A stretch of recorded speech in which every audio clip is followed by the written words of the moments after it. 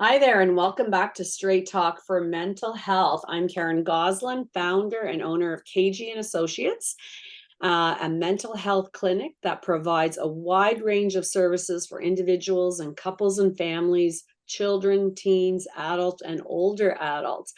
I'm here today with my associate Janice D'Souza, who's been on our team now for a year and a half, providing excellent services to our individuals. Welcome, Janice. Thanks, Karen. How are you today? I'm good. It's been a busy week. I don't know what's going on. Almost everybody I've talked to has been so crazy busy. I'm calling it the September surge. That's I true. know. I thought it was going to be busy last week with school starting, but I forgot. There's always a bit of a lag because hmm it's almost like that second week of September, and everybody I've talked to is as busy as we are. So it's been a good week and a busy week. So Yes, it's great. for sure. So our topic today, guys, for all of our listeners and clients or anybody who's new to our podcast, today we're talking about couples counseling done right. Excuse me. So there was a lot of juicy topics we could have picked for this week. There's so much going on. And Janice, I know you and I were talking earlier this week about the couple work that we do. Yeah. And so I guess, out of a million choices, this is what I've landed on today. And I hope that this information we provide today to our listeners is helpful. And whether you are in a new relationship or thinking of a new relationship, or you've been in a longer term relationship, managing our intimacy and our romance is honestly one of the trickiest things we'll ever do as humans.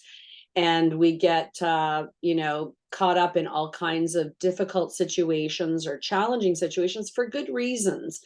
That emotional stage of development in adulthood is about creating and maintaining intimacy.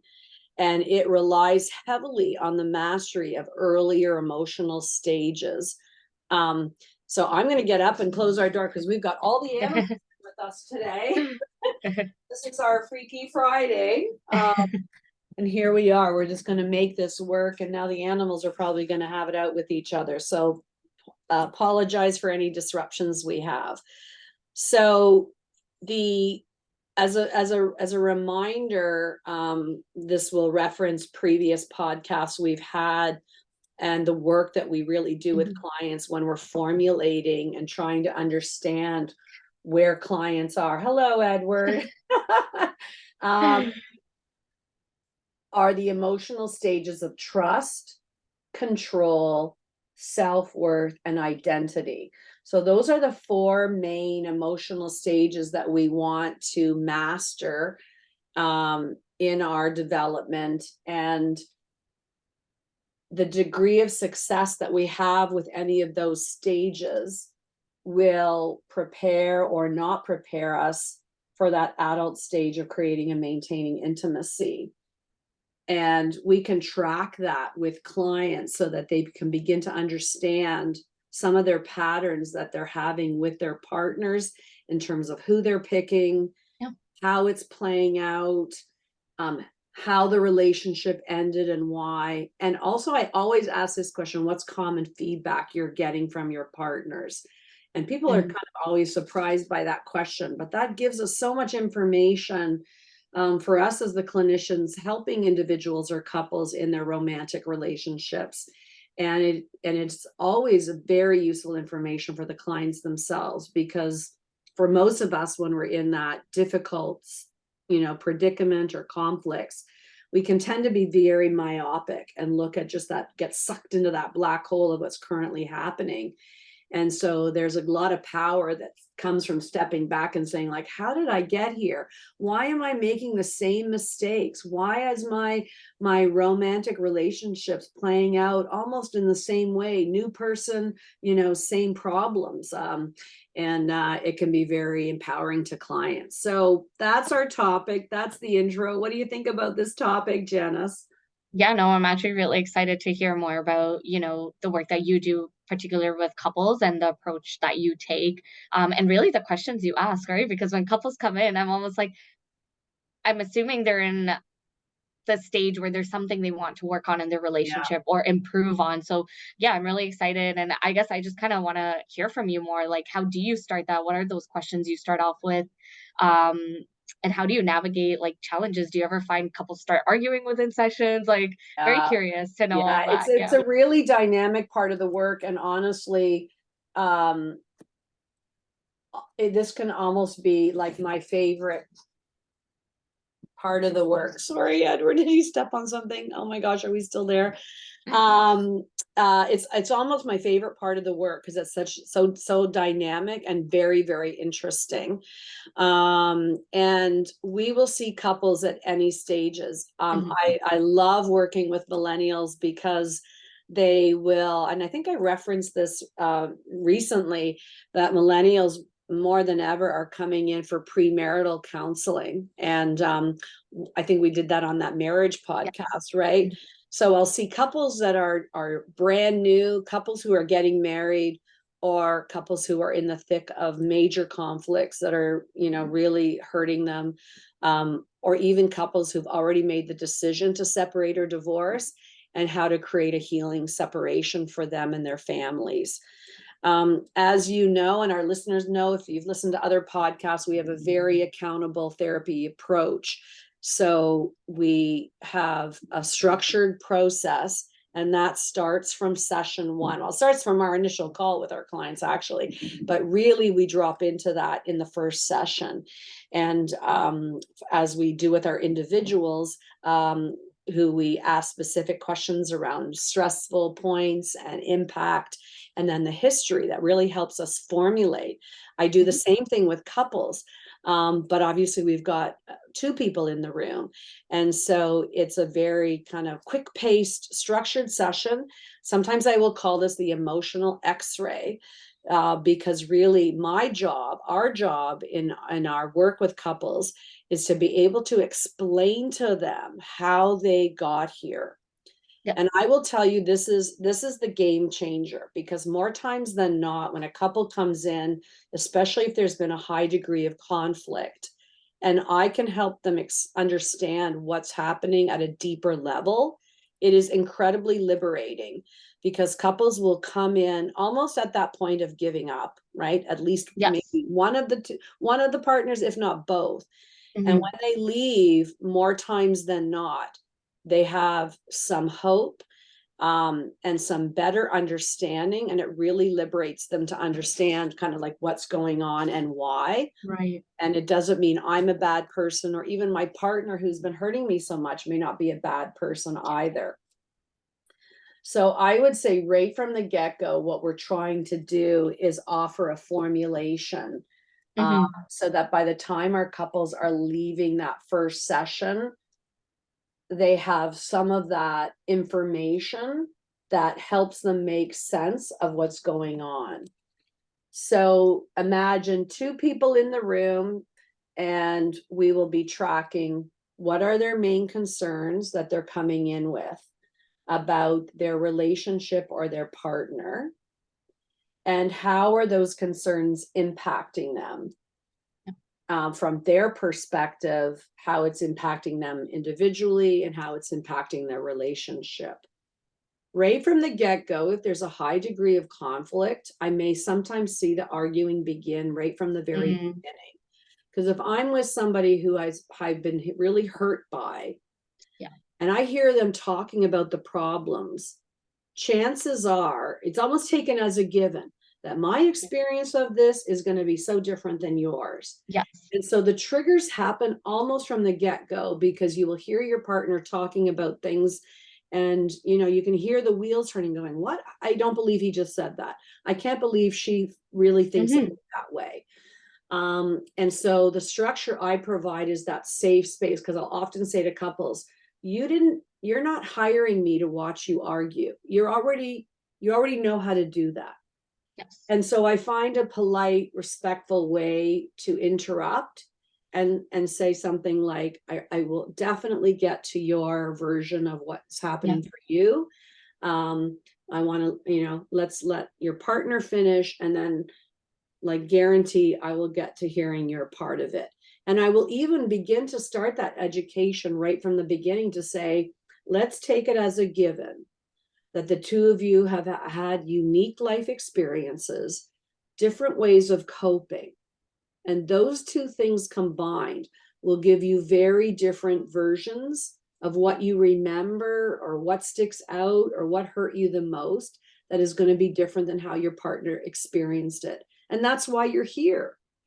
And I really try to provide a very safe platform where we've invited somebody into our life to invite us to grow in a certain way. And that will, chances are, be part of the attraction we had to them. So, for example, people who grew up with a lot of chaos, right, will attract a partner who sometimes is directly the opposite, who is very low key, very level headed. And the initial attraction of that partner will be like, oh, this is so much better. I grew up with so much chaos. My partner is so quiet, right? And what happens, Mm-hmm. right, is those initial attractions will become frustrations, because then you will hear that same partner say, right, I never know what he's thinking, right? Yes. I don't even know if he's listening to me. I don't even know if it mattered to him what I told him, right? Mm-hmm. So there's a huge amount of education to provide the couples we work with, because we need to begin to live from that deeper dialogue or narrative that says, I've invited somebody into my life that either will replicate what I grew up with or is Mm-hmm. opposite. And those initial attractions will be something I need, right? But I will get frustrated. Why? Because I will resist the invitation to grow. Yes. So if I grew up with chaos, just to continue to use that as the example, and my partner shows up with chaos, the Mm-hmm. literal invitation is that if I have a partner who pushes back a lot, but is here with me in session to try and work this out, then I may be able to kind of revisit the chaos from my childhood, but do it in a way with my partner where the process and where we land or end up is so much better than what was possible in my childhood. And the other part of that coin, because oftentimes the wound itself does operate from two Mm-hmm. completely different sides. I've invited a partner into my life who is very quiet and still. And that will start to feel painful to me, because I won't feel acknowledged, because I'm so used to, well, fighting meant attention, or fighting meant love, or chaos meant you noticed me. And so I recover my wound from the other side, which is, how do I find out that I still matter to my partner, but they offer a very different response? Either way, we have the huge opportunity to master that wound. Yeah. So right from the beginning, I will get those impressions, the concerns, and the impact. And then I will walk us through a very specific history taking. We owe it to the couples we're working with to give them a credible explanation, a different view that they came in with. So this draws heavily on the work of Harville Hendrix and the Imago model of Mm-hmm. couples. There's a lot to the Imago approach, but the key part that we start off with from that initial assessment session is to create the Imago match story, where we can pinpoint for each partner what they were impacted by negatively in their childhood or teenage years or in their early adulthood, and Mm-hmm. why they attracted their partner into their life, usually unconsciously, and why the conflict is happening, because what they invited in was what they needed, and then they didn't know what to do with it. And for most of us, we will regress and revert back to almost our child way of reacting, because we don't really fully understand what's happening. Yep.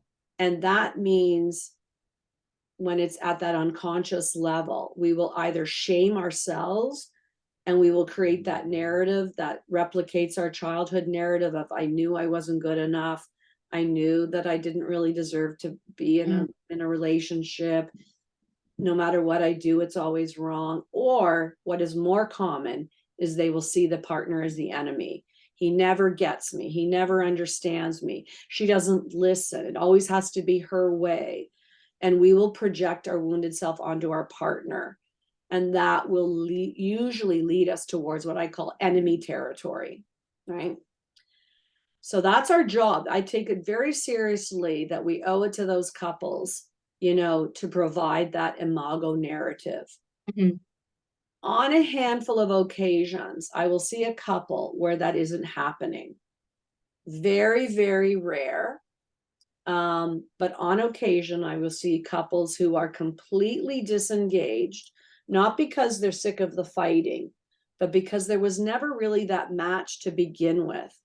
And most of the time that comes from either we are too much the same, we never argue, Mm. we get along, we're actually pretty good friends, but it's too platonic and there isn't that fire to ignite them to grow. So we kind of are dating ourselves at that point, and we're Yeah. like, well, sure, it's smooth, boring, usually bad sex, not a lot of chemistry, and usually not a lot of fighting. And the other place that I see where there's not a good imago match, and this is, my opinion, is when there really is not a lot of compatibility, because we want enough difference to grow. But if Yes. we are so completely different, um, then we don't even have enough to connect us. Most of the time, people will come in using incompatibility where it doesn't really apply. Mm. Because more often than not, we will say we're incompatible because we're always fighting. And I see the light bulbs go off with 90% of the couples I see who come in fighting. When I say something like this, like the fighting is actually a great sign because it means that you're wrestling with that growth. Can you hear me? Did you hear what I had to say? Can you Mm. just be quiet for a minute? All of these pieces where there's a feisty fight for the growth and we're going in circles. So that's where I start, and that's the approach we take. That was definitely good stuff. A lot, I know. That was a I feel lot, like I but talked nonstop there for about 10 minutes. no, it was amazing because it's kind of like it puts deeper meaning to the phrase opposites attract, right? Because a lot of people that I talk to, they just say it so casually, yeah, like opposites attract. My partner likes doing this, whereas I'm a homebody. But it really put the deeper meaning to it, which I love because it's like taking all of your experiences, different experiences, That's up right. until the point that you meet. And I really loved what you said about either those initial attractions can be taken as invitations for growth or change, or you start to get frustrated and resented.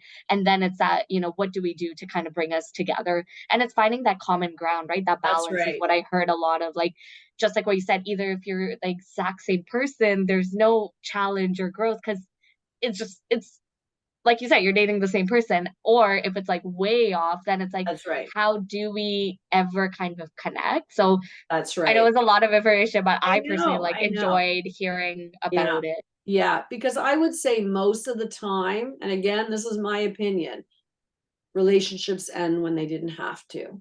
Mhm.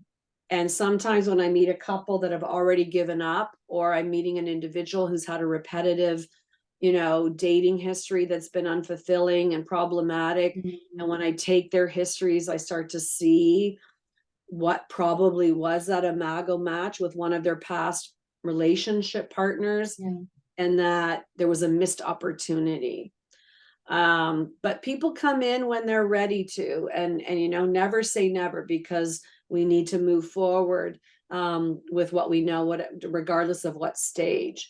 But the imago theory tells us this, that if there is that imago match, then there are three stages, right? So the initial stage is the romance stage. And this can usually last anywhere from a year to like 2.5 years, Mhm. sometimes shorter than a year, but we're on our best behavior. We've attracted somebody in, and we're kind of on our best behavior. Some people will say it's false advertising, but really it's really just like we've really become strongly attracted to somebody. We're falling in love, and we want it to work. But then the second stage is that necessary conflict stage. And this is where couples will either break up, cheat, or become platonic, Mhm. friends instead of lovers.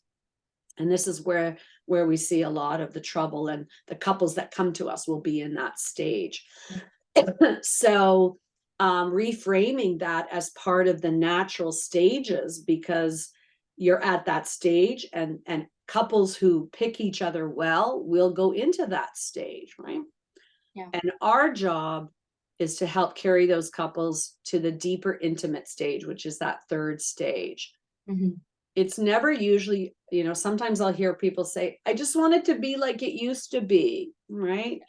I used to come home and we'd have dinner, and, we'd have sex, and, we were dating all the time. And there's always good elements of that. So it's not like, oh, that doesn't matter anymore. But the deep intimacy stage will be much stronger love, will be much healthier love than the romance stage at the beginning. Yes. And our ways of communicating, the intensity of our communications, the abilities to manage those conflicts. Because here's the deal, right? This is what we're trying to do with our couples. And what we do most of the time is that we flip it on its back. So rather than you're my enemy, I start to see why I picked you and what this actually means to me. So if Mhm. I can heal my deeper wounds through the work that I do in therapy with you, um, and you're there to be part of it, then really we kill two birds with one stone, because then my couples therapy helps me heal from what I brought into this relationship. And because my partner was part of it, I fall in love with them all over again at a Mhm. deeper level. And I will start to use the word magic, which I very rarely use in therapy, but I will use it here because I see it happening all the time. Mhm. And it's a more mature love. And so then when the couples graduate from our programs, they've learned more about themselves, they've learned more about their partners, they have those key tools and strategies. So generally speaking, couples don't have to come back to us in a year and say, okay, well, we solved the money problem and now we have a parenting problem. Yeah. Because it's more about the process of maturing the love with the couples we work with, so that they can pretty much tackle anything. Yeah. I mean, sometimes we enter a new developmental stage where we retire, or we're empty nesters now, and sometimes there's a bit of tweaking. But generally speaking, we provide that healing process while building strategies, so couples have what they need. So it is magical. It is totally magical. um, and sometimes I think of, the kids that we never meet, because Yeah. if a couple comes in with children, um, I know that when we help people feel happier and more fulfilled, and their relationship is healthier, it has a direct impact on their home, including their children.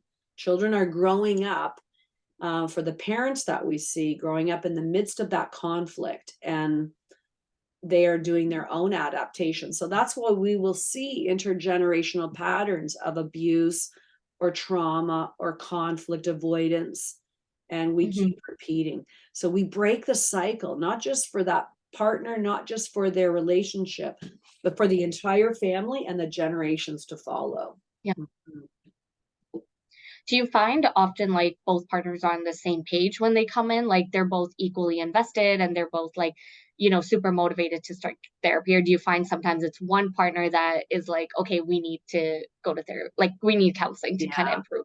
Yeah, I kind of called us like there's the dragger and the draggy, I wish I could say that most of the time couples show up and say, yeah, we've come to this conclusion. We're here to Yeah. help. I'm not saying that doesn't happen. It's just rarely, because of our different styles of coping and our own personal journeys. Oftentimes they're even disagreeing about whether they should try therapy or Right. not.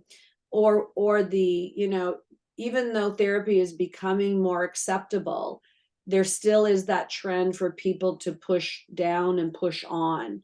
So the Yes. collateral damage by the time people come to our door is usually pretty high. And Mhm. usually that means at least one partner has started, if not already given up. And it's been too painful. And they don't want to put themselves out there again to be hurt again. Or in the case where there's been cheating or infidelity, I'm so over this. Why would I put myself through this? Why am I even here? And I hear even people blaming themselves. I don't know what's wrong with me that I'm here with my partner who cheated. Like there must be something really wrong with me. So it could be following a chronic long-term stage of arguing and conflict that has worn us down. There could be cheating or other betrayals within the relationship, and people don't feel like they can be vulnerable to show up. But if they do and they've been dragged in, this is our job, because if I can figure out whether the imago match is there or not and whether they really deserve to be in each other's life and there's potential, then I will provide that information in a way that invites that partner, or in some cases both partners, to help them understand what have they got to lose, because my job will be not to watch them re-hurt each other, Yeah. but to pave the way to something better. And I don't ever say that lightly, because really it's a personal choice, because sometimes, not often, but sometimes people say, thank you, no thank you. Most of the time there is a bit of that ambiguity of that I'm literally at the end of my rope, but I've invested so much time or energy, or even in my own dream of what I thought this relationship was gonna be like. So they're ready to give up, but not quite, because they've actually, to some degree, Yes. allowed themselves to be dragged in. Right. But our job is to provide that information to create hope only when it's warranted, right? I will be very straight with couples if I don't think they should be together. I offer my opinion. Most of the time, though, we will see couples embroiled in that conflict stage, and it gives them some hope that this is happening for a good reason, that they're Mhm. not a bad person and neither is their partner.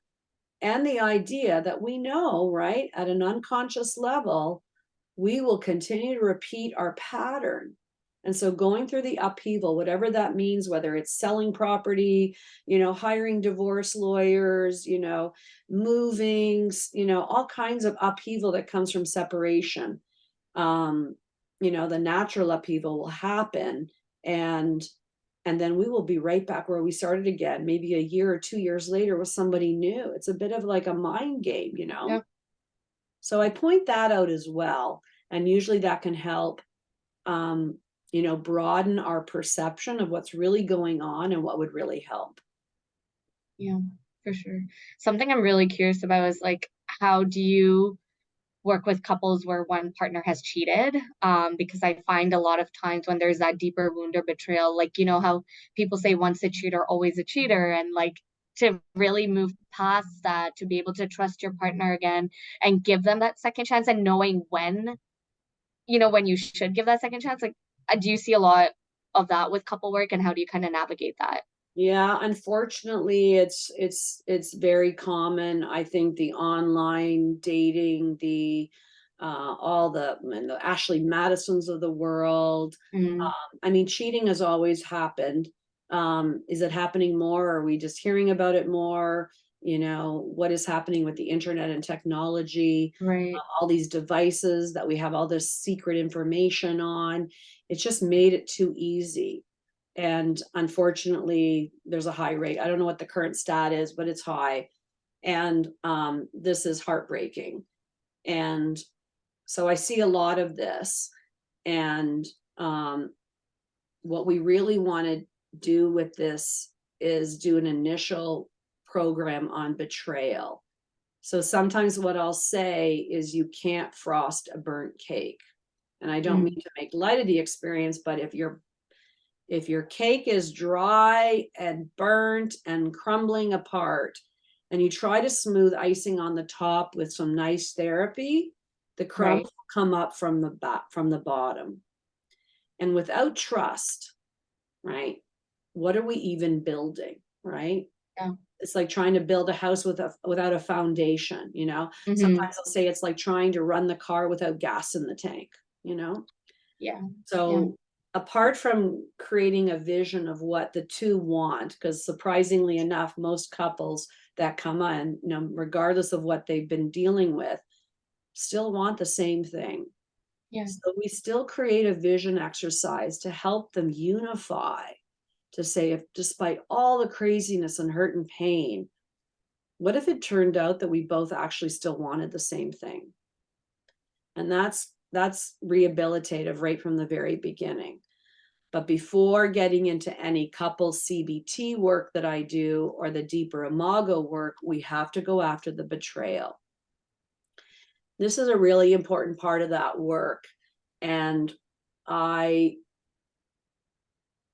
start with coaching sessions where I will separate out the partners into individual Mm. sessions temporarily, because usually the person who's been the receiver of the betrayal needs some individual support towards grounding the betrayal and grief. Because if that betrayal isn't grounded, it will keep swirling around. And Yeah. a lot of partners we see who are going through this, as we're like trying desperately to make sense of what happened, we go back over those questions of like, why could he and why didn't he and why should he have, and it's like, I don't get how that happened. And and it's part of the anxiety of what gets stirred up for us because we've experienced betrayal, and more times than not, this wasn't our first experience of betrayal. So the coaching sessions with each partner is very important at that stage, so that the person who felt betrayed can get answers to questions they never asked, or questions they asked but they never really got the full or honest answer to. They also have to be coached to be able to discuss the impact, the full impact with their partner. And lastly, talk about what would make a difference for them moving forward to rebuild trust. Mm. So they move from being a victim to being an advocate for their experiences of betrayal. I provide coaching sessions to the person who committed the betrayal, because that person has to be ready to answer those questions, Mm. validate on impact, take full responsibility, and be able to work with what their partner is saying is going to help them rebuild trust. My job, our job, is to find a way to make sure that the requests are reasonable. The invitation at the end of that initial betrayal work is to put a boundary around that, um, so that we're not swirling back over it. Sometimes I say this is kind of like the return on your emotional investment, because talking and asking and pleading will only get us so far. And at some point, we are indulging anxiety and fear and distrust. And the benefit of all of that work will get outvalued by the cost of what it takes to keep going back over the same stuff. So it's a very delicate operation and part of our therapy, because once betrayal is grounded, the expectation is there is a boundary around that so that we can move forward. And Mm. I'm always looking to make sure that the person who committed the betrayal is living in the request that that person made. So the requirement is I've cut off all contacts to people I've cheated with. I have evidence that that has been done. And I am showing you that I answered your questions, Mm. validated your impact, took full responsibility, and am living in the requests that you make, as in addition to cutting off those contacts. So that means sharing passwords on devices, showing proof of conversations that I've ended things and recommitting to my marriage or my Mm. primary relationship. Um, all of those pieces to make it much more transparent. Right. And sometimes the person who's committed the betrayal going, she violated my privacy. Mm. It's kind of like I blame the person for calling the police that I just robbed. Mm. Sometimes I'll call it the Tiger Woods syndrome. On occasion, there are a few people that come to me with their partner who've committed betrayals, and the pattern and the ruptures are so severe that Mhm. that person really does not have full capacity to build a monogamous relationship. And I know there's, like, we could do a whole other podcast on polyamory and open relationships, but assuming what we're talking about today is monogamy, right? And sometimes I applied the Tiger Woods syndrome to that because of the sheer number of extramarital partners Tiger Woods had. You Mhm. just knew, at least what was posted in the media, that his level of brokenness or narcissism was so severe that chances are he needed to do very long-term individual work before he could be part of any couple work. Couples, yeah. I sometimes see that, but most of the time, what I see are moderately broken people who were usually very unhappy as children, usually suffered some severe abandonment as children, and Mhm. developed passive aggressive ways of coping. More often than not, the betrayal and the infidelity is part of that passive aggressive reaction to stress in the relationship that is normal stress, where there are Right. conflicts, there are disagreements, but I have a passive aggressive way of responding, Mhm. or reacting is a better way of saying that. And that can extend towards having extramarital partners. And so beginning to broaden the perspective of why the betrayal happened. Yes, we have to dedicate that specific betrayal work at the beginning. And then what happens is that Mhm. frees us up to actually do the real work. Because most of the time, the affairs are symptoms Yeah. not only of that person's passive aggressive reaction to stress, but a story within that couple relationship, that is worth recovering and healing. So that's a very specific part of the work that we do. And then we get back to looking at our couple CBT program and the Imago. And we work through many different styles of dialoguing that capitalizes on the individual strategy building, and move us into deeper dialogues. I've developed, we do the classic Imago dialogue. I've also created models for micro dialogues that are much shorter when we don't have a lot of time, but we need to sort something out. And then Mhm. I've added in something called deeper healing dialogues, which is similar to what we do with individuals, where we do sentence completion, but we do a sentence completion of our deep, deep life Mhm. experiences. And we do that with our partners. So Amazing. that's in a nutshell of what we're doing. So we don't watch arguing. We follow a structure that will feed the client's relationship. We give them a safe place to land, and we are flexible. So some people will come in and say, "Can I have a couple of sessions?" And we process that out in a way that keeps everybody feeling safe. So we could easily go another hour on this, couldn't Yeah. we? Maybe we need to do a part two of doing an even deeper dive. But I hope that for our listeners today, that gives some information as to how we approach couple work. Mhm. What are some of the trends and patterns that we see? You know, how do we create accountable therapy for couples where we're looking at stress management and deeper healing, and how we specifically look at it. Let me add one more piece that I wanted to mention. My cat is literally sitting on my notes here. Um, there's three things from the research that we know, and I'll sprinkle this on before we wrap. We know from the research that specific changes creates real change. And I know that sounds a bit like, um, common sense, but when we do work with couples, we want to be able to pinpoint specific things that they're going to be doing differently. So we can't just communicate better. What is it specifically about the communication that is going to be better, and how do we do that? The other 2 points about the research that we know about is that when there is name calling, when conflicts cross that line where one or both partners are calling each other those derogatory names, the research Mhm. tells us that the recovery for those couples, or the prognosis for those couples, are much less positive, and less likely to lead to a positive outcome. And the other part that we know from the research is when there's been a period of disengagement, either because they were never a good imago match to begin with, or that the prolonged chronic conflict has worn partners down. And the research tells us that when the couples have entered that prolonged period of disengagement, the prognosis also goes down.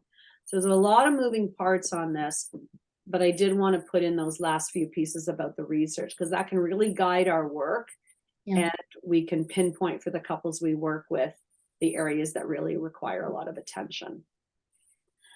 So that's our wrap for today. I hope that was useful to listeners out there who may be considering couples counseling or are in couples counseling, and want to get the most out of it. Mhm. Again, I'm Karen Goslin, Karen RSW at yahoo.ca. You can reach me directly at 647-985-0633. And our associate Janice D'Souza, who's recently married, so is working her own couple relationship actively right now. And how can listeners find you, Janice? Yes, listeners can find me at j6dsouza@gmail.com, and my direct line is 416-316-7686.